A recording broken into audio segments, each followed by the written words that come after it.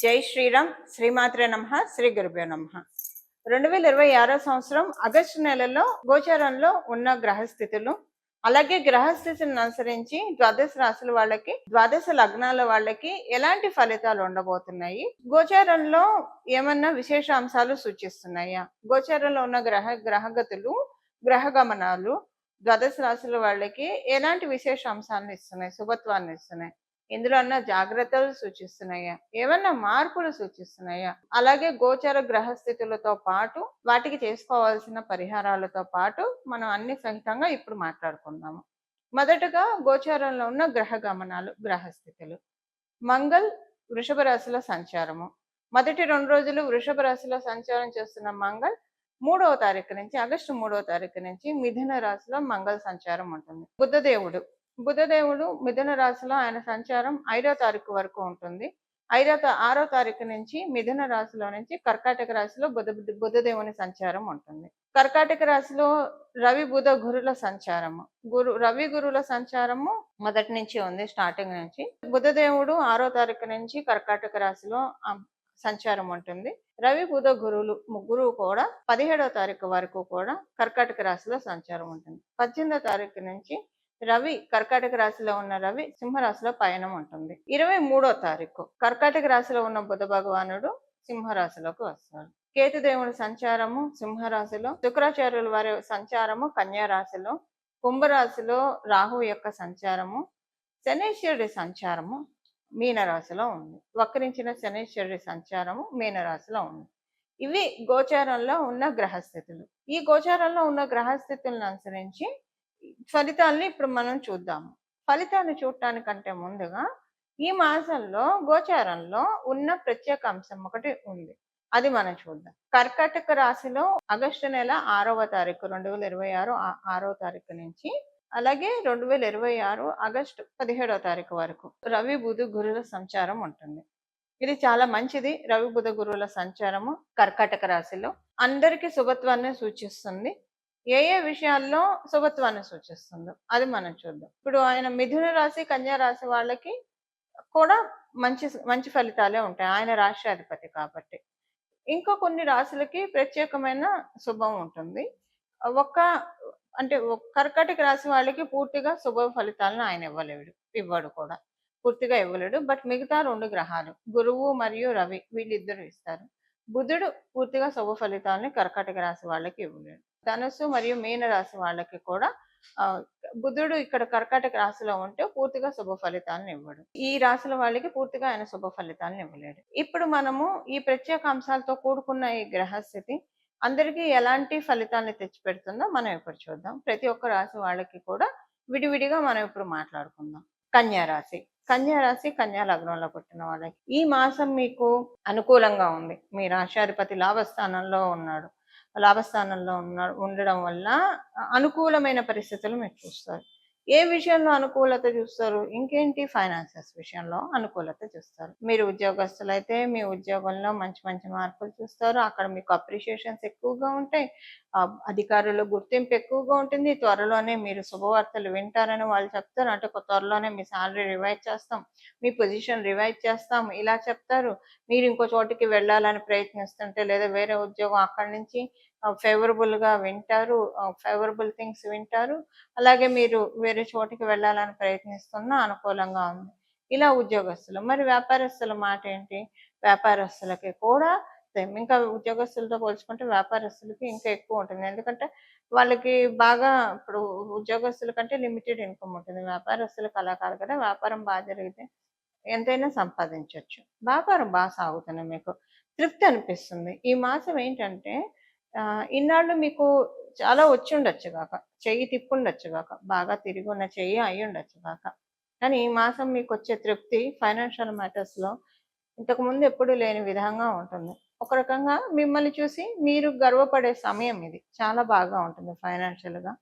మీ జ్యేష్ఠ సోదరులకి లాభస్థానం బలంగా ఉండడం వల్ల మీకు అన్నయ్యలు కానీ అక్కలు కానీ ఉంటే వాళ్ళకి చాలా మంచి సమయం ఇది. వాళ్ళకి ఫైనాన్షియల్గా బాగుంటుంది. మీకు వాళ్ళతోటి రిలేషన్ చాలా బాగా ఉంటుంది.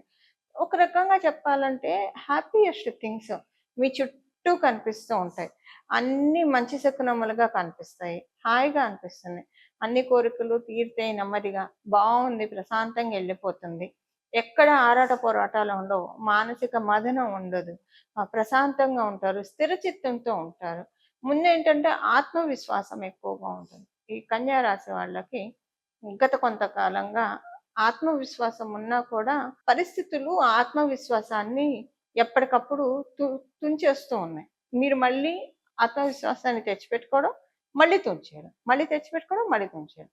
ఓ రకంగా చెప్పాలంటే తుమ్మితే ఊడిపోయే ముక్కులాగా అయిపోయింది అది. బట్ ఈ మాసం అలా కాదు. బలోపేతం అవుతుంది. మీకున్న ఆత్మవిశ్వాసం బలోపేతం అవుతుంది. దాన్ని తుంచే పరిస్థితులు మీరు చూడరు.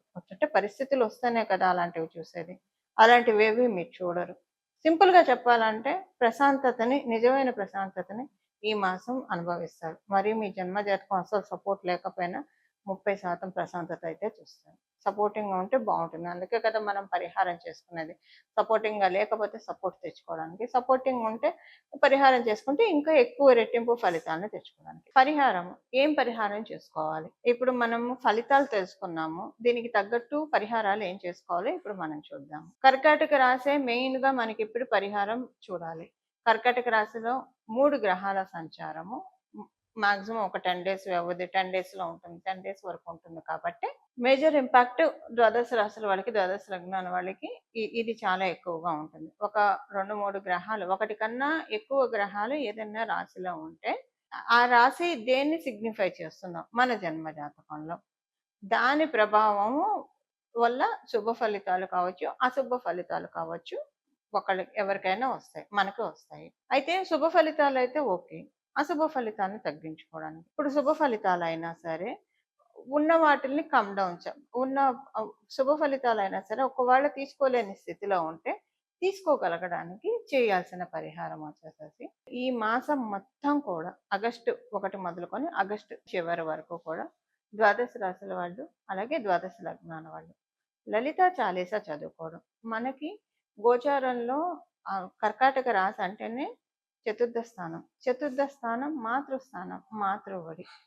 అందువల్ల జగన్మాత యొక్క కృపా కటాక్షాలని అందుకోవడానికి ఇది చాలా చక్కటి శుభ సమయం. ఈ సమయంలో బాలా త్రిపుర సుందరి అమ్మవారి ఆరాధన అత్యంత శుభ ఫలితాలను అందిస్తుంది.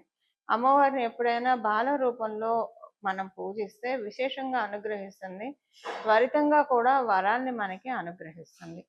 బుధుడు కాబట్టి ఇక్కడ ఉన్నది బుధుడు కాబట్టి బాల రూపంలో అమ్మవారిని ఆరాధన చేయొచ్చు. గురు భగవానుడు కూడా ఉన్నాడు కాబట్టి మీరు జగన్మాతగా కూడా అమ్మవారిని అర్చించవచ్చు. మీ చాయిసెస్ని బట్టి మీరు చేసుకోవచ్చు. అమ్మవారి ఆరాధన లలితా చాలీసా చదవండి.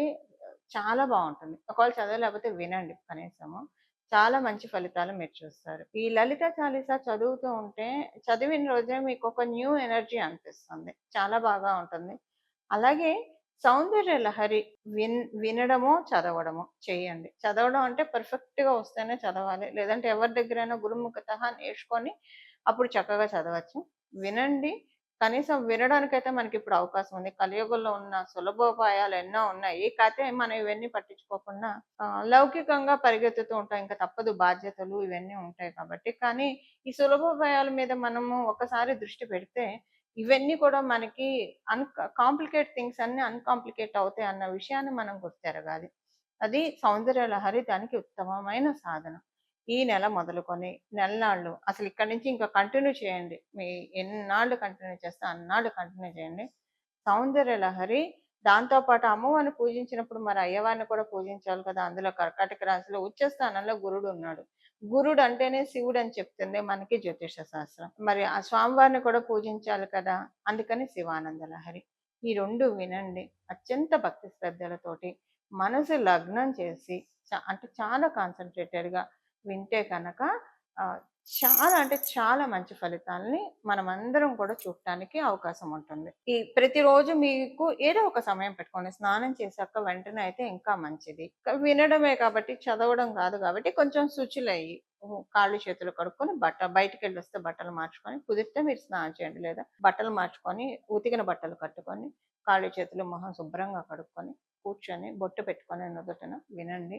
చాలా అంటే చాలా మంచి ఫలితాలు వస్తాయి. కుదిరిన వాళ్ళు అంటే పొద్దున్నే ఉద్యోగం, పరుగులు, వ్యాపారము, పరుగులు ఇలా కొంచెం అలా ఉన్నా మేము మేనేజ్ చేసుకోగలుగుతాం అనుకున్న వాళ్ళు పొద్దున్నే స్నానం చేసిన వెంటనే వినండి. రోజుకొక శ్లోకం వినండి. భక్తి శ్రద్ధలతో వినండి. చాలు. మీకెంత కుదిరితే అంత అసలు వినడానికి ప్రయత్నించండి. దీంతో ఎంతో మంచి మార్పులు మీరు చూస్తారు. గోచారంలో ఉన్న మీ జన్మ గ్రహస్థితుల్లో మీకు ఏవేవైతే ఇబ్బందులు కలిగిస్తున్నాయో ఆ ఇబ్బందుల నుంచి వన్ బై నెమ్మదిగా గట్టెక్కడానికి చక్కటి అవకాశం ఉంటుంది.